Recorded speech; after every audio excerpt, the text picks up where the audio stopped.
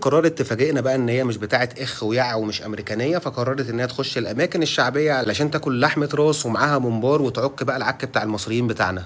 Beef? Oh, it smells like lamb. Mix. Okay. Meathead. Hello. Meathead? Meathead. في كل فيديو احنا بنتكلم فيه عن الشارع المصري، ولكن بيخش معانا كده نتاج التعليم الحكومي. ملاحظين يا جماعه الانجليش المتنطور في الشوارع الشعبيه عندنا؟ How much is meathead? 50. Yes. 50. 50. Okay, can I get one meathead? Yes. Hey, شكرا. Very good. والله اطفال عسل، ولو خدوا فرصتهم هيطلعوا جهابذه. مفيش حد يتكفل بالاطفال دي يا جماعه ويديهم فرصتهم في التعليم يعني. شكرا. Beautiful. Thank you. Meathead.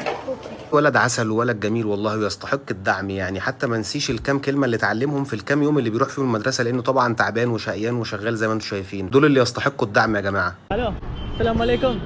Hello. Do you sell sugarcane juice? Yeah, have mango, banana. Thank you. mango, It's okay. strawberry.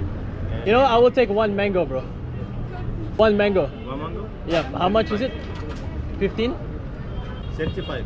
35. اللي بعت لي الفيديو ده قال لي ان هو قال له 15 وبعد كده قال له 35. لا يا باشا، ال 15 سعر كوبايه عصير القصب زي ما برنت اشتراها من المحل الاولاني في اول الفيديو، لكن هو هنا عرض عليه موز وفراوله ومانجا. طلب مانجا، سعر المانجا الطبيعي في اي حته في مصر 35 جنيه مصريين زي اجانب. Right, summertime in Cairo. I need one of these fresh juices. Oh my God, it's 40 degrees, 41 degrees. So let's give this fresh juice a go.